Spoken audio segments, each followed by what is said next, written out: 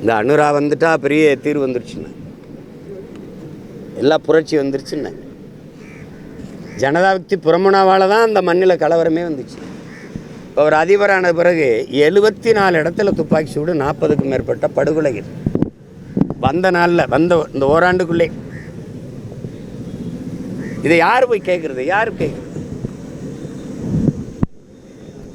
சரி, நாங்கள் விடுங்க, அந்த நாட்டு மக்கள் விடுங்க, எங்கள் இன மக்கள், எங்கள் சொந்தங்கள் அந்த நாட்டு மக்கள். இந்த நாட்டு மீனவனை சிறைபிடிக்கிறதுக்கோ இல்லை இந்த நாட்டு மீனவனை சுட்டுக்கொள்றதுக்கோ இங்கே என்ன கேள்வி இருக்குது? என்ன நீதி இருக்குது? என்ன நியாயம் இருக்குது? யாரை கட்டுறா படகை பறித்து ஏலம் விடுறான்னு கேட்குறதுக்கு ஒரு துப்பு இல்லை. அவனுக்கு போர்க்கப்பல் பரிசு, இராணுவ பயிற்சி பரிசு, கடன், வட்டிலா கடன் கொடுக்குறது, அவனுக்கு வர்த்தக ஒப்பந்தம், தொழில் ஒப்பந்தம்.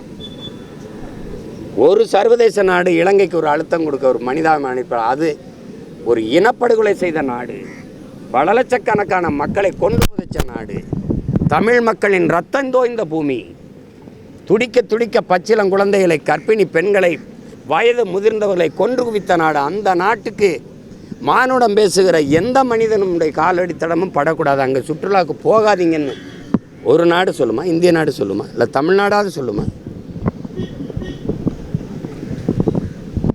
அப்போ இது எங்களுக்கு இன்றைக்கி எங்களுக்கு நாதி இல்லை, கேட்க யாரும் இல்லை. ஆனால் ஒரு நாள் உலகெங்கும் பறை வாழக்கூடிய தமிழ் சமூக மக்கள் எழுந்து ஒரு குடையின் கீழே வலிமையான அரசியலாக நாங்கள் நிமிர்வோம்.